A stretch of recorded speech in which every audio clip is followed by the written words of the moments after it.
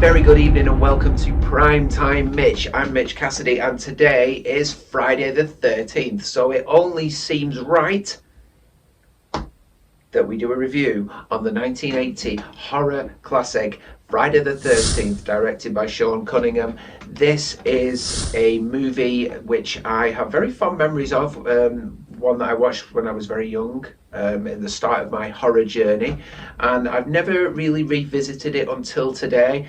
I'm going to do that and let's just see what I find. You get a sense of establishment straight away in Friday the 13th. You've got the kids in the camp being looked after by the older volunteers. You see the yellow uniforms. They're supposed to be professional. They're obviously not, more interested in their own antics. You get an immediate foretelling of what's to come with the perspective shot of the stalker following them, and you get that immediate Harry Manfredini score put in there from the start, very similar to how Spielberg did with Jaws. It hits you straight away. The kick, obviously kill and mom on an echo. It really provides that feeling of isolation, you know, the words drifting off into the trees and no one can save you. So I really like the score in this movie straight away. The two kids wander off into a cabin to be alone, to do many things, and then claim to not be doing anything. We weren't doing anything, we were just messing around. You've got to say, if you look back in hindsight, these guys were not remotely threatened by the person that found them. They were just trying to explain themselves. So it was obviously not a grisly monster of any kind that was going after them. It was a regular person. The still shot's pretty cool at the end of that scene. Okay, so we start with Annie, who's supposed to be the cook at the camp, and she is looking for a way to Camp Crystal Lake, and she is put off by the locals. They are telling her it's Camp Blood, and really sort of this feeling of dread amongst them. I found it a bit weird that they were sort of afraid of this place and warning her off it, when really it was 20 miles away. Could hardly call them locals. It's hardly round the corner. Annie gets a ride there, but she encounters Ralph, the local crazy guy, and that's all he's really described as. He not so only drop her halfway to compromise, but he decides to drop her off right in front of a very ominous looking cemetery.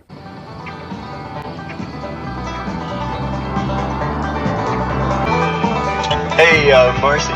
We're almost venturing into a Deliverance sort of movie here. The banjo's in the car for the rest of the kids driving to the camp. But already you expect the protagonist, as many of us did, I imagine, to be Annie, the cook. And her journey starts from the town, moving out towards the lake. I'll not lie, I am one for really caring about the characters in movies. I think characters are, you have to feel sorry for the characters. You should not be wanting them killed off, otherwise that's where the horror disappears. You've got to really feel their plight and be involved in their situation. And I gotta say that I found the kids in this movie to be bloody annoying. The drowning prank was absolutely ridiculous, and they kill a snake pointlessly as well, which pissed me right off. So I just thought they were, the only personality trait these characters had was just being goofy and childlike. And as much as you want to show their innocence, they're not innocent. We know they're not innocent. So the only thing left is just they're just goofballs, and who really cares about that? Alice encounters Ralph, and Ralph has made the 20-mile journey on his bike to visit them at the lake. What the? Why would he be hiding in the larder only to then walk out, warn them, and then leave on his bike again? Very, very weird. If he'd have been sort of later on in the movie, I would have understood, but he just weirdly appears in the larder, standing there like some creepy ghost. Yeah, and we don't see him again for the rest of the movie. Apparently Victor Miller was trying to establish Ralph as being a possible suspect in the killings. This was not emphasised strongly enough. He seemed a bit of a throwaway character at the end of it, which is a shame because he had that really creepy, weird look about him. He could have turned up the volume on the horror in this, I believe. Eventually, Kevin Bacon gets some lines of dialogue, and the first thing he does of any note in this movie is go off to Sow His Oats. It's subtle and far more necessary than the idiotic remake portrayed, and you still have that sense of foreboding around them. Ned's curiosity from earlier has got the better of him and cost him his life, and he now lies on the top bunk. How ridiculous that Jack and Marcy, they may be lost in their passion, but no way in hell could they not noticed the dead body on the bunk above them. They would be aware somebody was up there in the first place and not be so loud and abrasive and obvious about it. I know we've established that these kids are pretty open, you know, with the strip monopoly, but to just openly go and bang on the bed below a guy that's sleeping, according to them, is ludicrous. So I can only imagine they didn't see him, which is even worse. I soon forget about that though, because the kill for Jack, aka Kevin Bacon, is absolutely fantastic.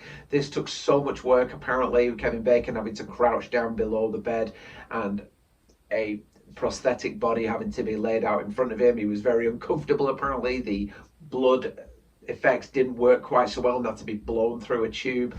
A lot of work went into this scene and it looks fantastic. It was well worth it, and this is actually probably my favourite moment in the film, and certainly one of my favourite kills. Marcy Cunningham, aptly named, very weirdly quoting Katharine Hepburn into the mirror on her own. I don't know where that came from. You'll always be plain.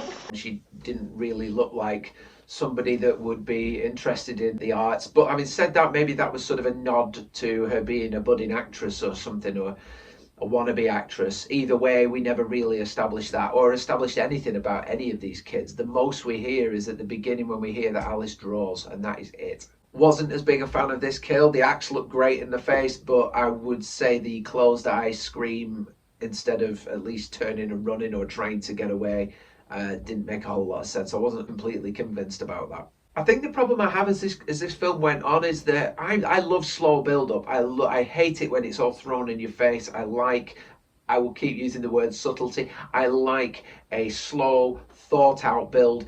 This one seemed slower because of the complete lack of awareness that any character had for any of their friends' whereabouts. For anything that was going on around them, they were completely oblivious to. So it felt a bit slow and disjointed in that sense. Nothing connected very well. It was just a bunch of things happening in different areas, which I found weird because they were in such a closed area in the woods, in a small camp like that. You would think that things would have had more of a chain reaction, especially since they've spent all day together in the lake and fooling around, and then suddenly when it comes to the night time, when you need that comfort of a group, they all split off in different directions. There's an awful lot of off-screen kills in Friday the 13th, a lot of finding bodies position, very similar to how Halloween did in 1978 with the body hanging in the wardrobe and the on the bed with the gravestone. This was sort of more of a catalogue of discoveries all at once, and I feel like maybe if they'd have put all the kills in and we'd have seen them all, maybe it would have been too much. But I think maybe one or two more being seen I would have preferred. And of course we get to the climax and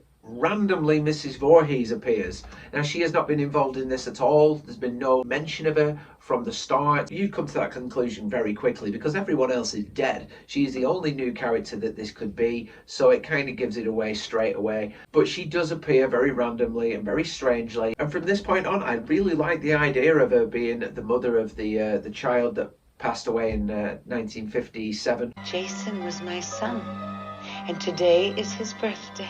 And her getting revenge on the campus for the complete lack of competence and selfishness. That's a great backstory, and that's a great reason to go and do what you do in the world of horror. It was let down somewhat, I think, at the end with the very clunky fight scenes. I think Mrs. Voorhees was overpowered like 2 or 3 times. And I know she's not a supernatural, can't be killed killer. This is a normal woman that's been turned into a psychopath. But at the same time, I think just knocking her down and then running off, and then knocking her down and running off, which was what was happening, just got a little tiresome after a while. And then of course when she hits her the 3rd time and she goes out to the lake, why she doesn't just get in the canoe and go, I don't know. She sits and ponders life at the embankment. She did not do enough to kill Mrs. Voorhees just prior to that. But if she'd have shot her or stabbed her or slit her throat or something, I could have understood just having a moment to yourself, but you need to get away from there.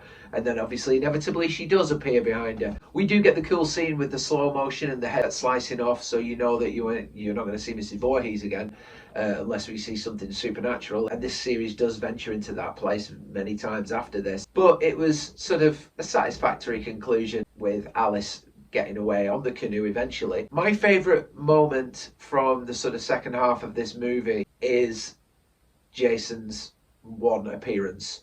And the reason I like this, and this wasn't going to be put in, I think it was Tom Savini that actually suggested it, giving the audience that one jump that they didn't expect. And the music as well was very Twin Peaks. It was very sort of, it was mystical, it was sort of, oh, there was almost a romance to it, and then boom, out of nowhere, he just destroys the peace and the tranquility.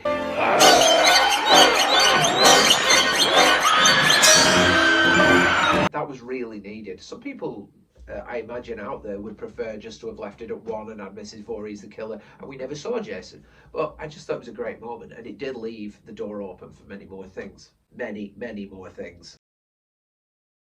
Obviously, we fade out with that psychedelic phaser music and the shot of Alice's face in the background, and that's how we finish it. And the finish was decent. The last 2 minutes of Friday the 13th, I really enjoyed, and it did set up a wealth of sequels, as I've just mentioned. But we did get that door open for Jason, and we did get this iconic guy for a long time to come. So we've got to thank Friday the 13th for that. We've also got to thank Friday the 13th for the fact that we got The Burning, which is a fantastic, underrated in my opinion, camp slasher. We also got Sleepaway Camp. It spawned off a lot of horror in the 80s that we all appreciate now. So, you know, Friday the 13th, the original, has to be given some love. I don't think it dates that well. I mean, I don't believe in things being outdated. I think you should just appreciate it for what it is and what it was. But I think there are slow elements to the movie. There are some questionable pieces of dialogue. And again, the characters were not likable at all, and that's a criticism I would aim at a lot of modern horror, particularly these kind of movies, and particularly the remake. If I don't like the characters, I don't care what happens to them, therefore I'm not particularly scared. I wasn't a big fan of these characters, so therefore I was never really afraid of this movie in any way, and I like feeling afraid. I like feeling true terror. I can have fun with Friday the 13th. It's very watchable still. I enjoyed watching it again on the day in October of all months as well. We've got a real treat this year, and it was nice to revisit again. And I love the fact that it gave us so many movies later on that we can either love, hate, be indifferent about, but it's something to talk about, and that's exactly what we're here to do. That's my review of Friday the 13th from 1980. Thank you guys for watching Primetime Mitch, and hopefully enjoying my reviews. Like I said, get your likes, shares, comments in below if you want to tell me what you think of this movie, whether you hated it, whether you love it, whether you think it stands up still today. I am all ears. I want to hear all of you. Thank you so much. Please smash a like. Please subscribe to the channel. Keep this going. I've got more for you coming. It's still Halloween. I will see you soon.